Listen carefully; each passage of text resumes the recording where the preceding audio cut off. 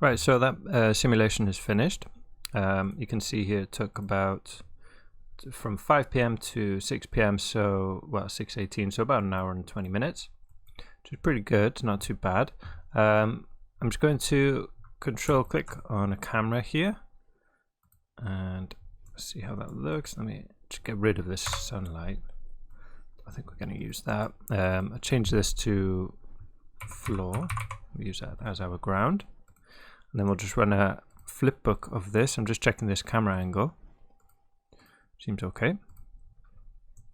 All right, that's the transforms and rotation if you wanted to copy it. Okay.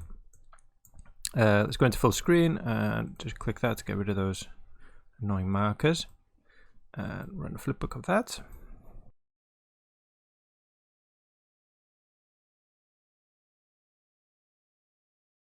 So there we have our final simulation. Looks great. You know, don't see particles kind of bouncing around in a weird way. You know, there's a bit of bounce obviously when they collide with the floor, but nothing that looks like we need more sub-steps. Got a bit of clumping here. It's hard to see. You know, we've lost that sprite material and we don't really have proper lighting on this. But you can't really tell until you go into rendering, until you get a good sense of it. You know, the pieces are falling apart. You can see the wind taking effect there, but on the ground they're kind of stable, so it looks good. Okay, get rid of that. Let's go to a later frame for the render, maybe like there. So we still got the legs, but we've got loads of bits on the floor. Frame 40, that's good. I'm gonna jump into this grain and then go into the shelf tools here and go to grain and where is it? Uprez sand, and then select the grain OBJ. Press enter, and that drops down a sequence of nodes for us. So first it just generates this orient attribute, and then the important one is this duplicate point, so that generates 10 points per point that we've got. So before we had 3,600,000, and here we'll have 36 million.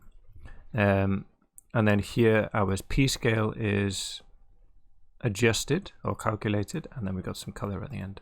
So one thing I want to change here, if we come in close, make sure you don't have the padlock selected because we'll move the camera.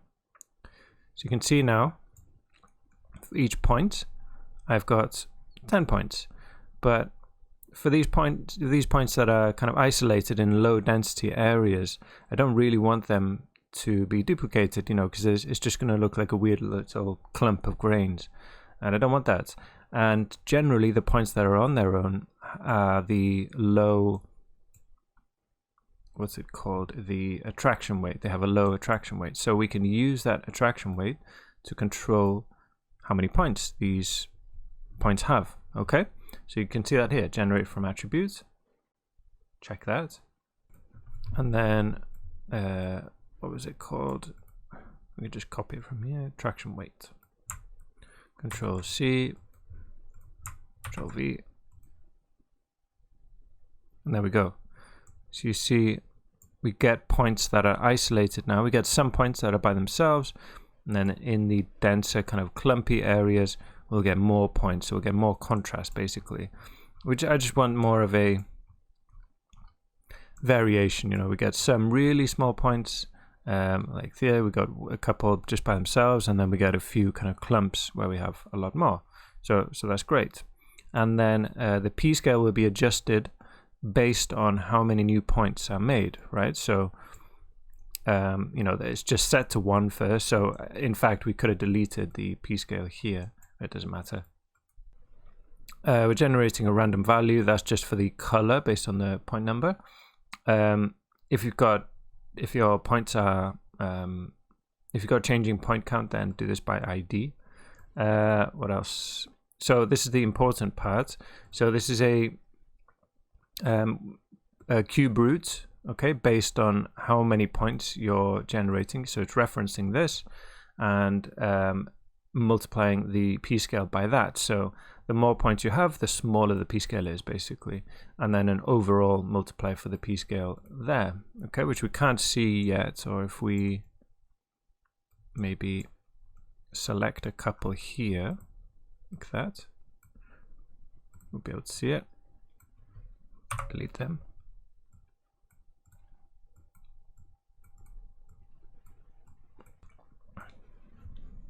Just cut that there. And then do delete non-selected, grab the color there. And then copy to points with this. Be very careful doing this. Obviously you don't want to copy spheres onto all, you know, those 36 million or whatever it was. And then just a sphere, leave that at default and it will be, you know, it'll be scaled correctly. There we go. Let's make the background dark. So you can see that the more spheres we have, they kind of don't intersect too much. And then this one will be a different scale. If we look at the geometry spreadsheet, we should have different P scales. Yeah, you can see they change very slightly, I think, or maybe they don't actually. Well, they should. I guess, yeah, I guess the overall P scale is going to be the same. So all points will have the same P scale, but the more points we have clustered around, you know, these big clusters, the smaller it will be overall. I could try that and just kind of put this to 15, say.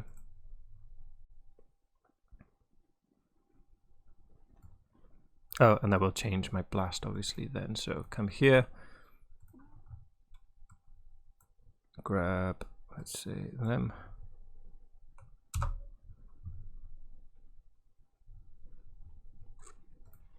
And you can see now they're smaller still, okay, because we raised that quantity. And leave that at the default. Get rid, first of all, of this sphere and this copy to points. Okay, and this blast. Go back into my camera. And we'll need to set some materials. I'll just drop a null down here. Just an out. Okay, so what do we want? Some materials. I need a principled shader. Oops, so sand and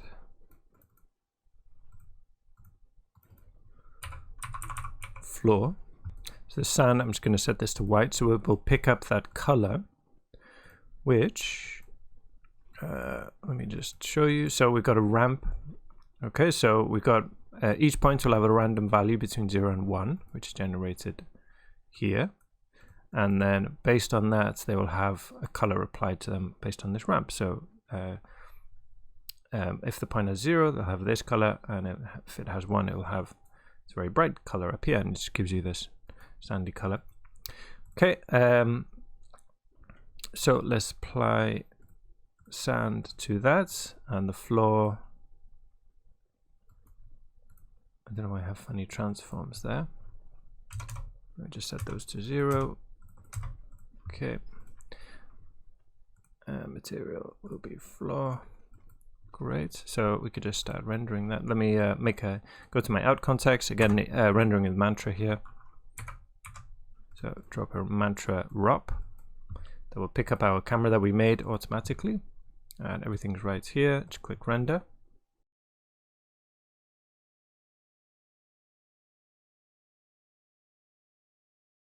There we go. So we start to get a sense of the scale of this. Now we're seeing the P scale being taken into account. We're seeing little spheres as opposed to just infinitely small points. So we'll just save that, and then we'll want a light. So I'm going to use a environment light. Okay, drop that in. So even just at the default, that looks better. Let that render. So without any map, it's just kind of even light from all directions, but we start getting these kind of ambient occlusion areas, these dark areas where light can't can't get to. And a bit of shadowing here, so we start to get the sense of clumping and mass.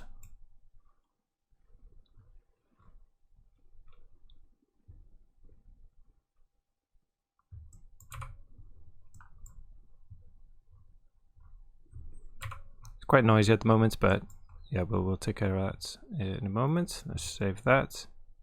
Okay, so let's grab one of the, we'll just use one of the Houdini lights. So if you press that, go into here, you should have this, as part of your Houdini package. And we've got a few there. I'm going to use this one. So that will now apply a map, a sphere map. I'm going to rotate it. Let's do that.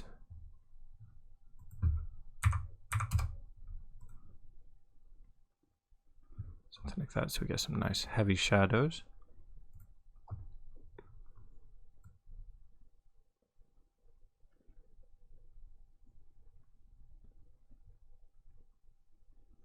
We're getting some nice softer shadows here as well as some crisper hard shadows. So there was an image of it. I think there's a sun in that. Yeah, you can see, so wherever the sun is, that will, even though it's just a picture, that will be your principal source of light that will give you your kind of your main light, and you'll get these nice shadows from it. But you can see they're not going in a straight line, and they're kind of nice and soft in some parts as well, which is great. So materials. So sand, I'd pretty much leave at default. Maybe raise the roughness a bit, as it is sand. It's rocks. And for the floor, maybe pretty much leave it at default as it is. Maybe again make it rougher and get rid of reflectivity. Maybe make it a bit darker. No, lighter was nicer. Something like that. Okay. Then let's, if you pulled, I'm going to do just kind of a small section here. Shift, click and drag to do that.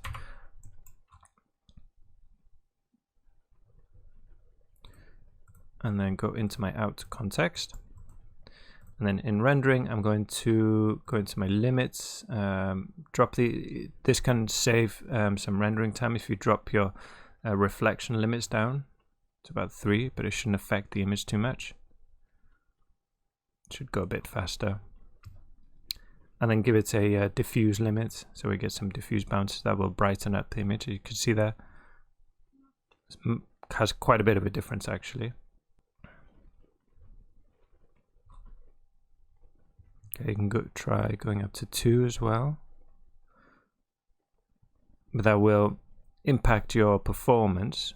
So that is brighter again actually, but after a while it will impact the performance, but you won't get much more. You won't see much more.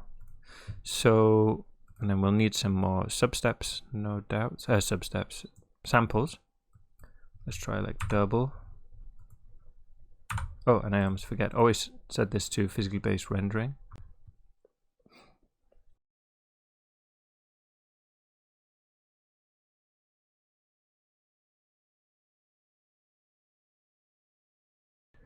Okay, save that as well. Just kind of compare as we go. So you can see in the start that you can't see anything, any of the detail. And as soon as we get some decent lighting, you can see here as well, by the way, so these are the legs, and these kind of patches is where we applied the noise of that kind of clumping. What else? Let's try the motion blur, and we should be able to use if we come in here into grain, we should have the velocity. Don't see it yet. Let me just go into my geometry spreadsheet and double check. Yeah, we got velocity values. So if you come into grain here, go into sampling, turn on velocity blur, we should see it then.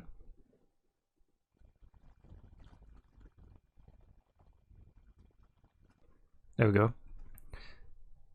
So that will use the velocity for the blur.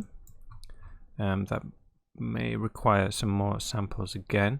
You can play around with the quantity of blur there. by just, you could do it in here, multiplying the velocity. So let's do that because it does look a bit strong there.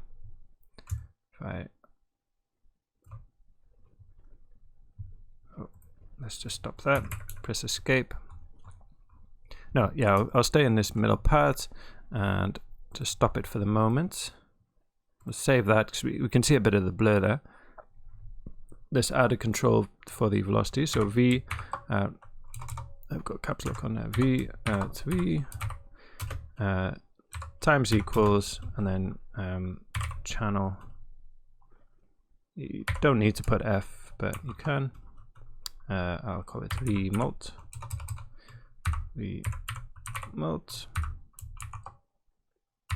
Okay. And then we could try 0.5, so we'll have half the velocity. We'll try that.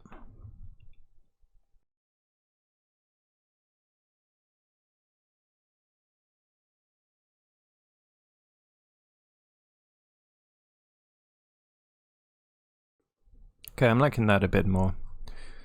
You know, it's not just a kind of blurry mess. You still get a sense of there's a leg, it's moving that way. That one's moving this way. There's sand falling there. So that's good. So I'm just going to shift click and drag on over the whole screen, into full screen, and then just let the whole frame render out.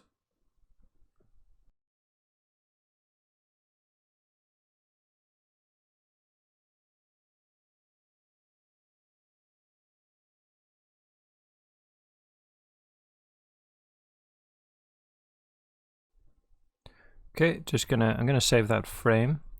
You know, it looks great. Got nice. You can see the clumping there. You know, it gets these kind of fine, nice details in the grains there. But then this motion blur looks cool as well. I'm gonna save that. I'm gonna make a change though. Let me just go back to the IPR rendering, and I do want to darken the background. I think somewhat. Get a bit of contrast, so we've got this nice highlights there. So the background's kind of in between the highlights and the shadows, maybe darker still.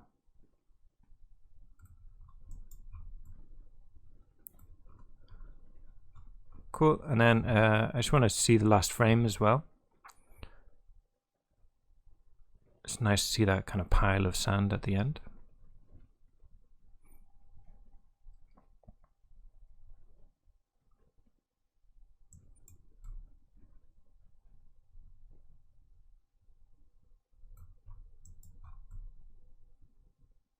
Okay, just let that render out, and then we'll take a look.